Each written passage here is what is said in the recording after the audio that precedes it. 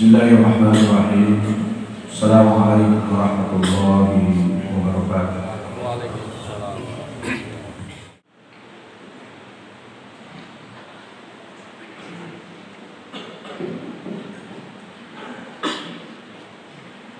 Alhamdulillah. Alhamdulillah alladzi anzala al-Qur'an hudan lin-nasi wa bayyinatin minal huda wal furqan. Asyhadu an la ilaha illallah wahdahu la syarika lahu wa asyhadu anna sayyidina Muhammadan abduhu wa rasuluh. Allahumma shalli wa sallim ala sayyidina Muhammadin wa ala alihi wa sahbihi ajma'in. Ya ayyuhal khairun, usikum wa iyaya bi taqwallah faqad fazal muttaqun. Faqad qala Allah ta'ala fi kitabil karim wa huwa asdaqul qailin. A'udzu billahi minasy syaithanir rajim. Bismillahirrahmanirrahim. Ya ayyuhan nabiyyu inna arsalnaka syahidan wa mubasysyiran wa nadhira. Shadaqallahu alazim. Jemaah Jumat yang dimuliakan Allah, mari kita senantiasa tidak henti-hentinya mengucapkan puji syukur kehadirat Allah Subhanahu wa taala. Oleh karena alhamdulillah pada siang Jumat ini, di tengah-tengah kesibukan kita menyempatkan waktu untuk datang di tempat ini dalam rangka untuk mewujudkan antara seorang hamba yang menyembah sang Khaliqnya. Kita semua ini adalah manusia-manusia pilihan Allah Subhanahu wa taala. Kita datang di tempat ini karena diundang oleh Allah Subhanahu wa taala. Lewat Bilal telah dikomandangkan hayal sholat, mari menuju sholat. Hayal falah, mari menuju kemenangan.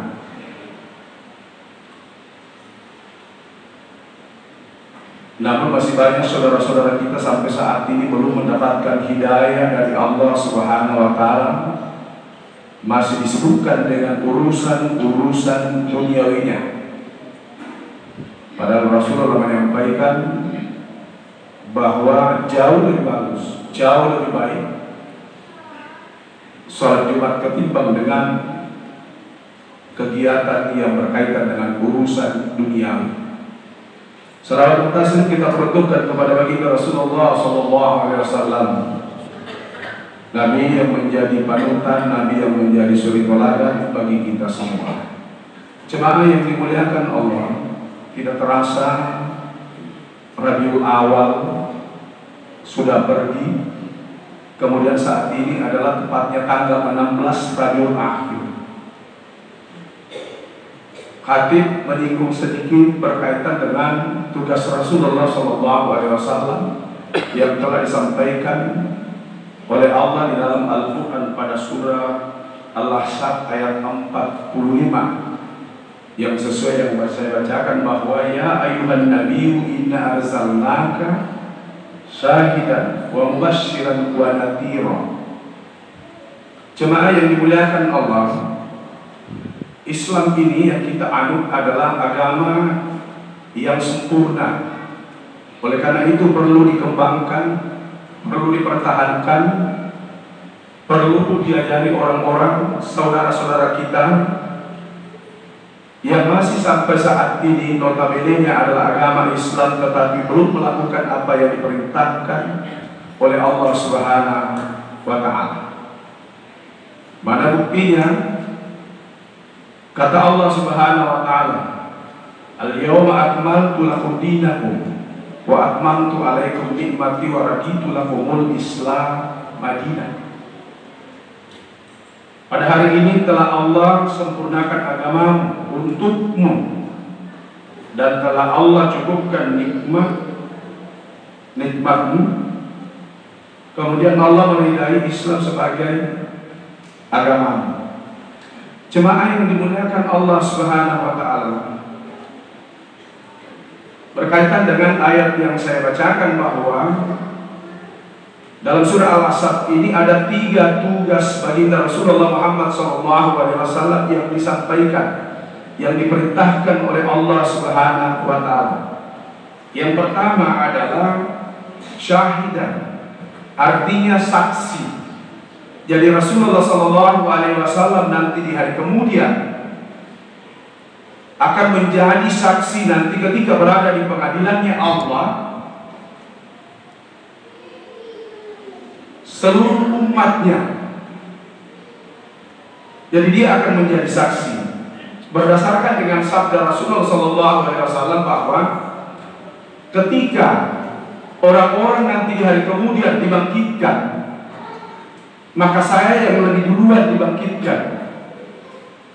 Dan ketika manusia nanti dibangkitkan keseluruhan, dan saya yang menjadi juru bicara mereka, saya yang akan menjadi saksi pada perbuatannya.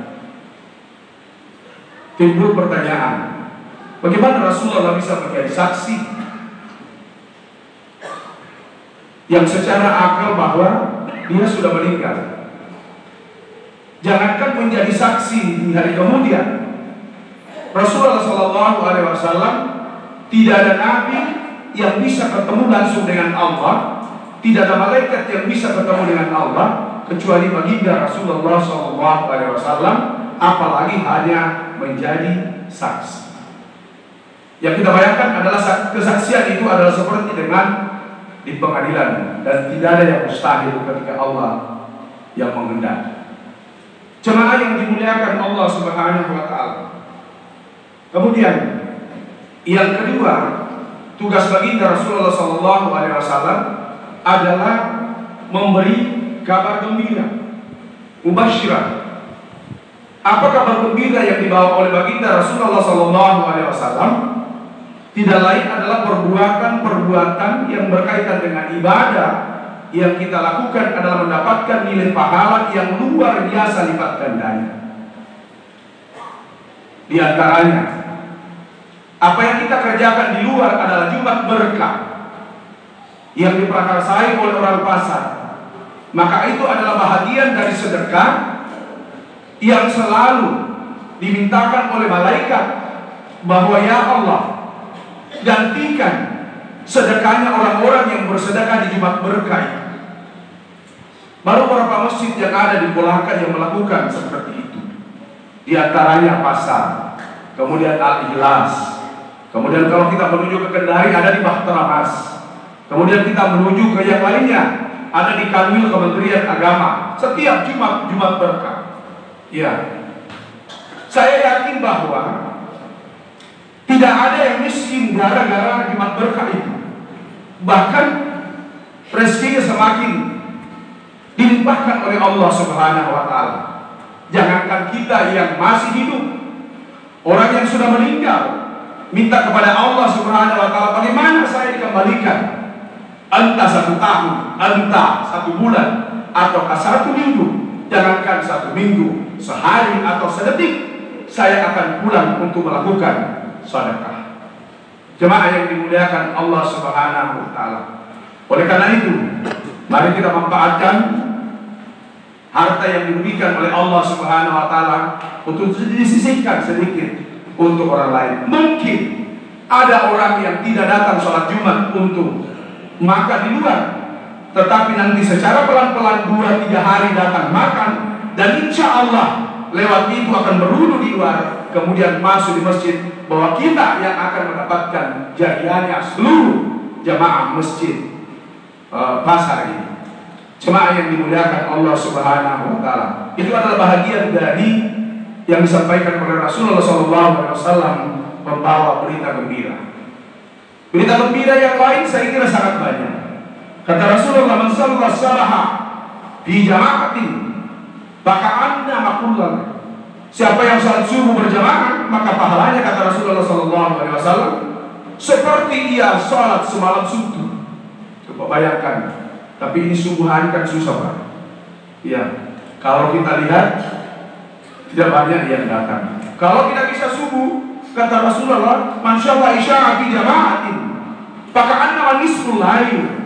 Siapa yang salat isya berjamaah, maka seakan-akan pahalanya sepertiga malam ia melakukan ibadah salat. Itu berita gembira yang dibawa oleh Rasulullah, salah satunya di antaranya. Yang berkaitan dengan haji, saya kira kita orang pasar adalah orang-orang yang banyak melakukan ibadah umrah, ibadah haji. Jaminannya apa? Adalah surga. Iya, al-hajju mabrur, laisa lahu jazaa'un illal jannah. Al-umrah mabrur, laisa lahu jazaa'un illa. Banyak yang lainnya. Saya kira kita paham semua. Jamaah yang dimuliakan Allah Subhanahu wa taala, yang terakhir, peringatan yang dibawa oleh Rasulullah SAW bahwa siapa yang tidak mau tunduk kepada baginda Muhammad SAW, siapa yang tidak mau tunduk kepada Allah Subhanahu wa taala, maka sanksinya di hari kemudian sangat berat. Berita peringatan yang dibawa Rasulullah SAW di antaranya salah satunya yang berkaitan dengan pemilik tanah. Kata Rasulullah SAW, siapa yang mengambil tanahnya orang satu jengkal. Ini terkadang dianggap sepele dengan orang-orang yang di luar.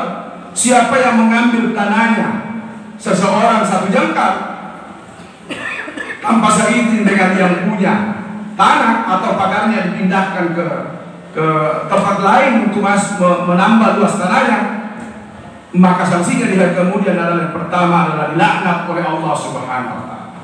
Apa yang disebut dilaknat? Seluruh pekerjaan tidak akan diterima oleh Allah Subhanahu wa taala. Seluruh pekerjaan nilai di sisi Allah Subhanahu wa taala tidak ada nilainya. Tidak ada keberkahan di antaranya. Betul kita punya luas tanah bertambah kalau kita ambil tanahnya orang, akan tetapi tidak ada keberkahan dalam hidup dan kita akan dilaknat oleh Allah Subhanahu wa taala. Kemudian yang kedua, setelah dilaknat, di hari kemudian nanti akan digolongkan 7 lapis tanah ke bawah. Di hari kemudian nanti itu akan digolongkan orang-orang yang mengambil tanahnya. Dan terkadang saudara-saudara kita yang agak serangka tidak sadar bahwa risiko di hari kemudian sangat besar. Jemaah yang dimuliakan Allah Subhanahu wa taala, yang ketiga kata Allah, orang yang mengambil tanahnya seseorang tanpa seizin, maka nanti di hari kemudian sudah pasti akan dimasukkan ke neraka jahanam. Jemaah yang dimuliakan Allah Subhanahu wa taala, khutbah yang singkat ini mudah-mudahan ada manfaatnya bagi kita semua, khusus pada diri hati sendiri. Barakallahu li wa lakum bil Qur'anil karim wa nafa'ani wa iyyakum bima fihi minal ayati wa dzikril hakim wa taqabbal minni wa minkum tilawatahu innahu huwal ghafurur rahim.